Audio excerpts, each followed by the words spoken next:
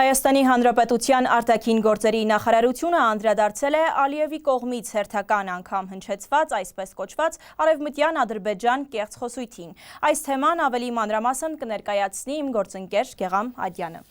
Շնորհակալություն Աննա, Հայաստանի Հանրապետության արտաքին գործերի նախարարության խոսնակի արձագանքը շատ հստակ է Ալիևին, Հայաստանի Հանրապետության տարածքում արևմտյան Ադրբեջան չկա, Ադրբեջանի արևմտյան շրջանները Ադրբեջանի արևմուտքում են, այսպիսին է արձագանքը, ինչը նախկինում հայտարարել է նաև Հայաստանի Հանրապետության վարչապետը եւ այլ պաշտոնյաներ, բայց ես ուզում եմ կենտրոնանալ նրա վրա, թե ինչու է Ալիևին արձագանքել Հայաստանի արտգործնախարարության խոսնակը, որովհետև շատերի մոտ կարող է հարց առաջանալ, որ խոսնակը ի պաշտոնե ավելի ցածր մակարդակ ունի, քան Ալիևը։ Իմ կարծիքով այս տեղեկանն այն է, որ Հայաստանը փորձում է այդպիսով նախ թույլ չտալ ադրբեջանական նման խոսույթի լեգիտիմացում, կարևորություն տալով մի հայտարարության, որը Ալիևը ըստ էության իր ներքին լսարանի համար է արել, եւ հետո կանխել Բաքվի կողմից այդ սադրանքի գնալու հնարավորությունը։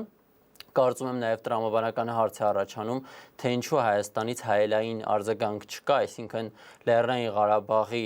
հայ բնակչության վերադարձի առումով, բայց կարծում եմ դա կրկին կնշանակի տեղի տալ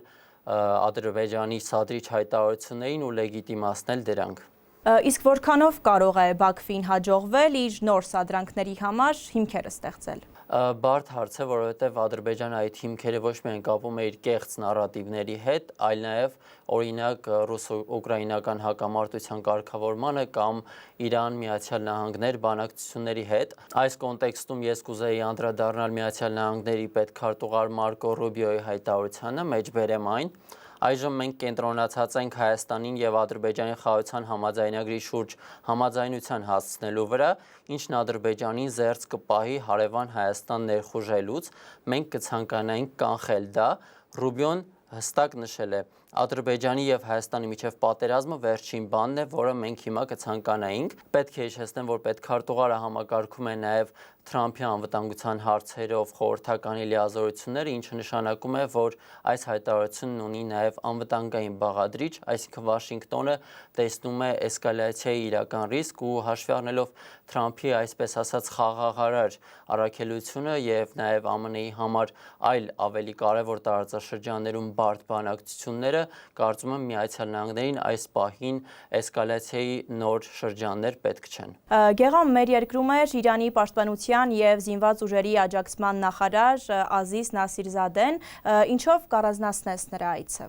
Այցը հետաքրքրաշարժ է ինքնին նրանով, որ կարծես թե առաջին անգամ է Իրանից պաշտպանության նախարարի մակարդակով այց տեղի ունենում Հայաստան։ Իրանական մեհր գործակալության հետ զրույցում պաշտպանության նախարարը արդյունավետ է որակել Հայաստանի բարձրաստիճան պաշտոնյաների հետ հանդիպումները, նշելով, որ բանակցություններում քննարկվել են պաշտպանական եւ տնտեսական բնույթի հարցեր։ Ինչպես բոլոր պաշտոնյաները, Իրանի պաշտպանության նախարարը նշել է, որ Իրանը դեմ է պատմական սահմանների ցանկացած փոփոխության։ Նա արել է մի կարևոր շեշտադրում, ինչից մենք նախորդ ուրբաթ խոսել էինք, նշելով, որ Կովկասի տարածաշրջանը կարող է Պարսից ծոցը Սև ծովին կապող տարանցիկ միջանցք դառնալ, ինչը գիտենք Հայաստանի կառավարության խաղաղության խաչմերուկ նախագծից է բխում։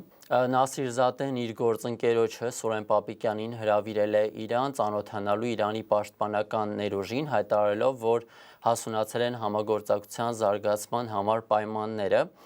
Սա նշանակում է, որ Իրանը ակնկալիք ունի Հայաստանից ռազմական համագործակցություն սկսել, մասնավորապես զենքի վաճառքում, սակայն Հայաստանը միշտ զգուշորեն է մոտեցել հարցին, հաշվի առնելով, որ Միացյալ Նահանգները եւ առհասարակ հավաքական արևմուտքը շարունակում է իր պատժամիջոցները Իրանի նկատմամբ։ Շնորհակալություն։ Կհանդիպենք հաջորդ ուրբաթ։